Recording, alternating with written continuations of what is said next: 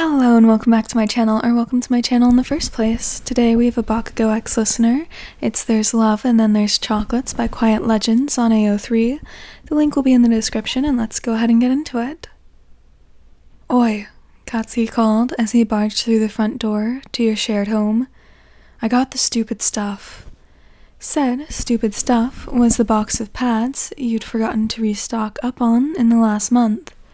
So you'd asked your loyal and slightly grouchy boyfriend to run out and get some for you. The corner store wasn't all that far away, and he'd been gone way longer than you expected. So you ended up falling asleep on the couch to some background show you'd watched a million times already, with a hot pad on your stomach. A mound of your softest blankets wrapped around your form like a cocoon as you rode out your miserable cramps. When he got no answer from you, he slammed the door shut and wandered into the living room to see you curled up on the corner of the couch, dead asleep. It was too damn cute, so he dropped the bag off the dining room table and plodded over to the couch to get a better view. It seemed no matter what you did, you were always the most beautiful sight to meet him whenever he came home. That natural frown was replaced by a soft smile as he sat on the other end of the couch to watch you for just a bit longer. The sudden dip of the cushions jarred you awake, and you sat up, flinging a few blankets on Katsuki in the process as you looked around wildly. Really, he said, pulling the blanket off his head. All that noise and sitting is what wakes you up. We need to work on your awareness skills. Ugh, no thanks. You groaned and fell back into the cushions, bringing your burritoed feet to rest on his lap. Usually, he would push them off and complain about it, but instead, he held on to them, fingers digging into the plush fabric. Today sucked.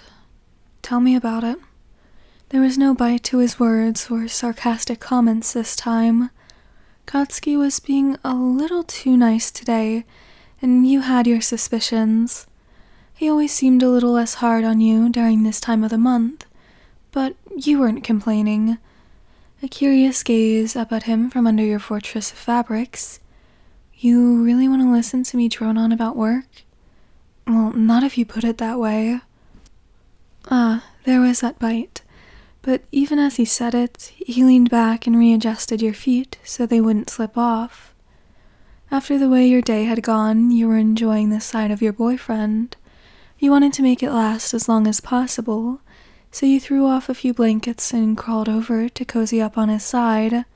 That's when he noticed what you were wearing. Is that my sweatshirt? He gawked at the oversized material on you. Katsuki was a big man. Being a pro hero meant serious muscle, which meant that his sweatshirts were the perfect comfy clothes to wear for relaxing at home. Maybe. A coy smile, and you pushed yourself further into his shoulder for maximum cuddles. It's soft and it smells like you, so I'm keeping it. And now we match. You poked the material designed to resemble his hero costume.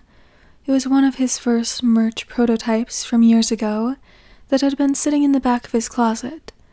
That is, until you found it. To your surprise, he just rolled his eyes and wrapped an arm around your shoulder to pull you in even closer. Not even a single growl about taking his shit. Usually, whenever you wore his stuff, he would put up a whole fight until he relented. Whatever, he mumbled. I like you in my colors. Oh, shut up. You like me in any color. He smirked, finding his giant hand slung over your shoulder. Ever so slightly, you traced your fingers over the rough, callous skin of his palm. Thanks for running to the store. Katsuki could only stare down at your hand, ghosting over his own. Even after all the time you've been together, he still got chills every time you touched him like that, and it always ignited something in his heart, something he never felt before he met you, and something he would chase to the ends of the earth to keep.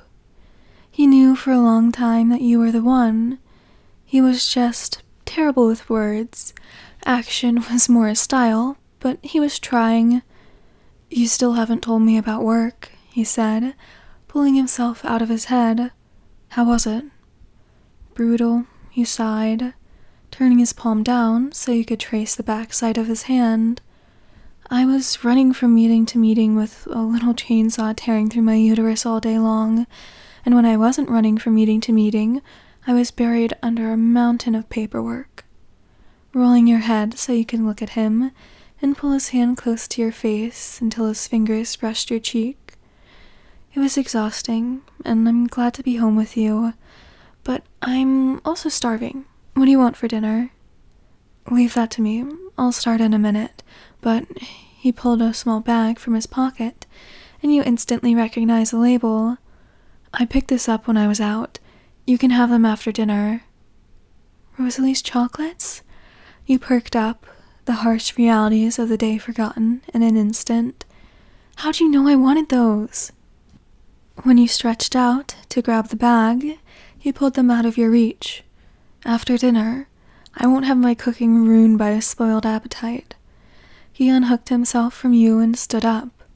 With no support to lean on, you fell into his now empty spot. But you huffed, pulling yourself up with a pout, grabbing hold of his arm. Aw, come on, babe. Just one. I'm literally dying over here. You're not dying.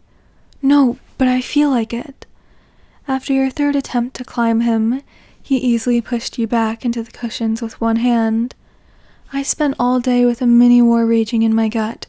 Torture. That's what it was. You're a hero, aren't you? Don't you have any compassion? Draping your arm over your forehead as dramatically as you could, you let out a heavy sigh. Oh, the humanity. Katsuki just rolled his eyes and turned to leave, so you sniffled. He froze and turned back to look at you as a full set of waterworks was about to burst from your face. Please, Katsuki, just one. Yeah, as tough as he claims, he never stood a chance against you. Oh my god, he groaned and tossed the bag. If it'll shut you up, then just take it. But only one, and it better not ruin my food. You were really starting to like this new agreeable Katsuki, and with the chocolates now in front of you, you weren't one to question it.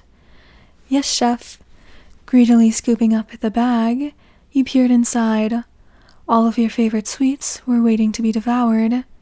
Have I told you how much I love you lately? You said, staring at the chocolates with such affection that Katsuki wasn't sure if that was even directed towards him. Rosalie's chocolates were to die for, and this was something you've told Katsuki on several occasions. The only problem was that the shop was located on the other side of the city, a district you rarely had the opportunity or time to visit. So tasting these sweets was a rarity on its own, one you were planning on thoroughly enjoying.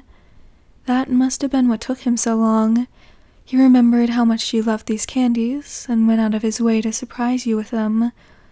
Emotions always seemed to run rampant during your cycle, but right now, all you could feel was love towards your love. Popping one of the rich sweets into your mouth, you closed your eyes and fell back onto the couch with a huge grin. You always know exactly what I need. You sighed a bit dreamily. Hey, you gotta try one. You held up the bag, but he only wrinkled his nose. Okay, I know you don't like chocolate, but you've never had this chocolate before. When he shook his head, you shrugged and stuck your hand in for another one.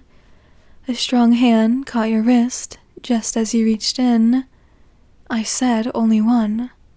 And I said bite me. Sticking your tongue out, you hugged the bag close and turned away from him so he couldn't take it. If you say so. With that, Katsuki grabbed your chin between two fingers and forced you to look at him. Before you could figure out what he was doing, his lips were on yours, in a soft, sweet kiss. So gentle, unlike his usual fiery kisses, but it was a nice change and you melted faster than any chocolate could. Just as he pulled away, he lightly bit your lower lip, tasting the sweetness left from the delicacy, and smirked. I might not like chocolate, but I'd try this one again. It took you a moment to recover, and a few fluttery blinks later, you smacked his shoulder with a laugh and went to pull another one from the bag, only to realize it wasn't in your hand anymore. The sneaky bastard used that kiss as a distraction to steal back the bag. Hey! He gave you a smug smile, tossing the bag up and down in his hand. You can have it back after dinner. Then he stood up and walked into the kitchen, leaving you empty-handed on the couch, with a warm sting of his little taste test on your lips. If you're good. Alright, that's the end of this one. I hope you enjoyed. Sorry for being so inconsistent with posting. I hope you have a great rest of your day, night, whatever, and I hope to see you in the next one. Goodbye!